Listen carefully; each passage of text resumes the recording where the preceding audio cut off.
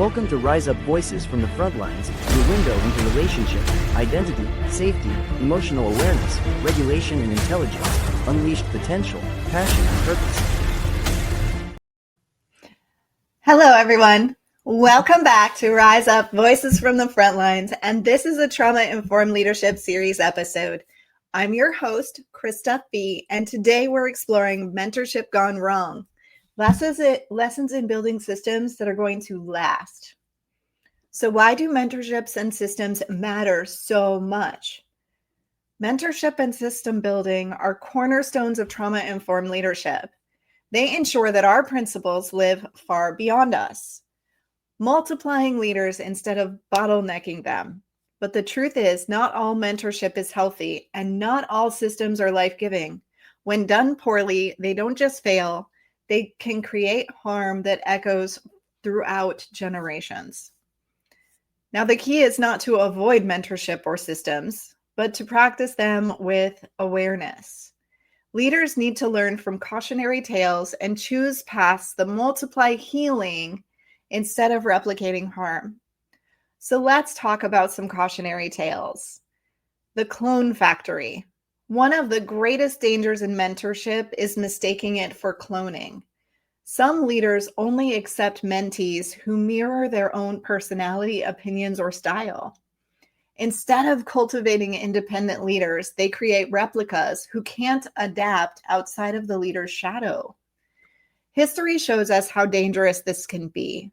Many authoritarian regimes were built not on one strongman alone, but on generations of lieutenants trained to mimic without questioning.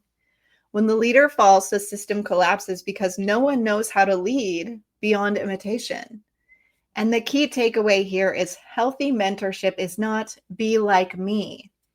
It's learn with me, then become more than me. True mentorship leaves space for and encourages innovation. Cautionary tale 2, the charisma trap. Charismatic leaders often fall into the trap of believing that their presence is enough.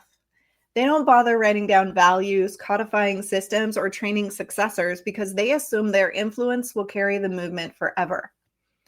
But that charisma fades. When that leader steps away, a vacuum creates chaos.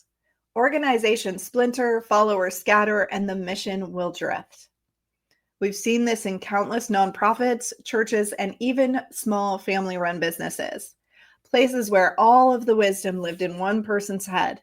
And when that person left or died, years of work evaporated because nothing was written, shared, or systematized. So the key takeaway here is that charisma may spark movements, but systems sustain them. Trauma-informed leaders must document, decentralize, and prepare others. Cautionary tale 3, mentorship without boundaries. Sometimes mentorship turns toxic when leaders confuse guiding with controlling. Instead of equipping mentees with tools, they impose their own unresolved wounds, demanding loyalty, limiting growth, or fostering dependency. In trauma-informed terms, this is reenactment. The very dynamics that harmed the leader get replayed in the next generation. And instead of healing, harm will multiply. So the key takeaway here is healthy mentorship includes clear boundaries. It empowers others without tying their identity to the leader's approval. Cautionary tale 4, systems without soul. Systems are essential, but they can also easily become prisons. When policies exist without values, they breed rigidity and fear. That's the rule becomes more important than this serves our people. Think of corporations that prioritized efficiency at the cost of human dignity, or historical bureaucracies where just following orders became an excuse for atrocities. Systems without soul do not protect, they suffocate. So what's the key takeaway here? Trauma-informed systems embed care into structure. They balance accountability with dignity. They're built to serve people, not enslave them. Cautionary tale 5. The "we've always done it this way" trap. One of the most insidious dangers in system building is rigidity. Leaders and organizations fall into the trap of saying, "This is how we've always done it." Over time, what began as wisdom calcifies into dogma. Rigid systems stop listening to context. They fail to adapt to new challenges, cultural shifts, or the evolving needs of the people they actually serve. At best, this rigidity makes organizations irrelevant. At worst, it makes them harmful, clinging to outdated practices while ignoring the people whose systems were meant to protect. So what's the key takeaway here? Systems must be principled, not petrified. Trauma-informed leadership designs systems with flexibility built in. They're tethered to values, not frozen in methods. They can shift in real time to meet mission needs without losing their integrity. So how do we do it better? How do we take these cautionary tales and reframe them as tools for building healthier systems? We focus on mentorship as cultivation, not cloning. We invite diversity in thought and style. We measure success not by how much our mentees resemble us, but by how far they surpass us. Charisma and codification. Yes, passion matters, but pair it with documented mission, values, and standard operating procedures. Your voice ignites the spark, but your written frameworks will keep the fire burning. Create boundaries in mentorship. Lead from wholeness, not from wounds. Share your lessons without imposing your unresolved battles. Empower mentees to grow beyond your reach. Create systems with soul. Every policy should align with values. Ask yourself again and again, does this system reflect dignity, fairness, and care? If not, it's time for repair. Incorporate principled flexibility. Anchor your systems to values, keeping them fluid enough to change with the times. Flexibility allows you to meet mission needs in real time while staying true to your North Star. At Rise Up Phoenix, we've built mentorship into the DNA of our work. My partner and I are not just documenting our systems, we're living them, modeling trust, and inviting our team into every layer of the mission.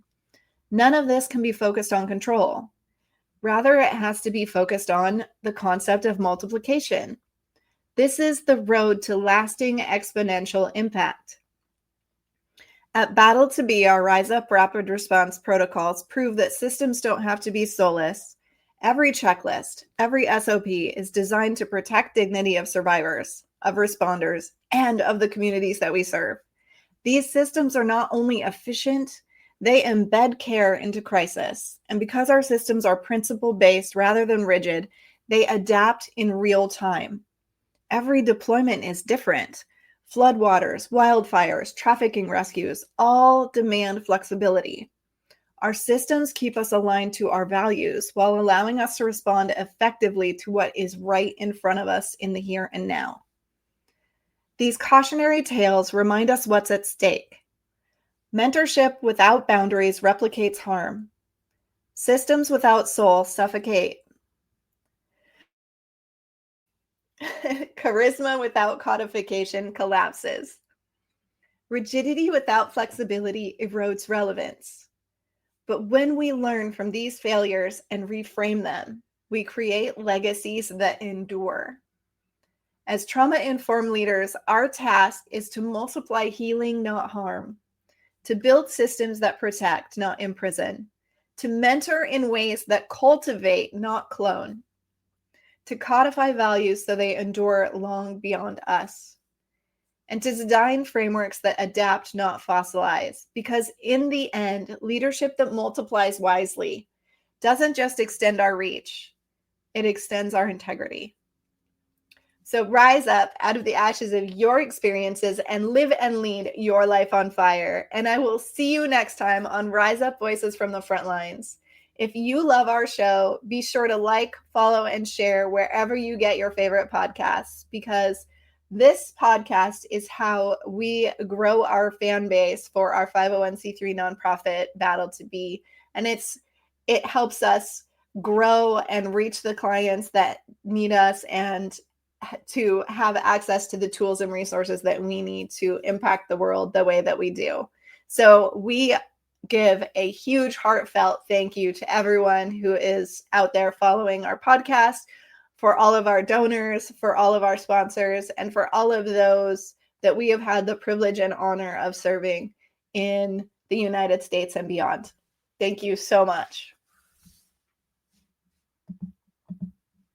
Become a Rise Up Hero sponsor to provide mental wellness and crisis response resources for those who serve country and community. Join us in the Rise Up movement today.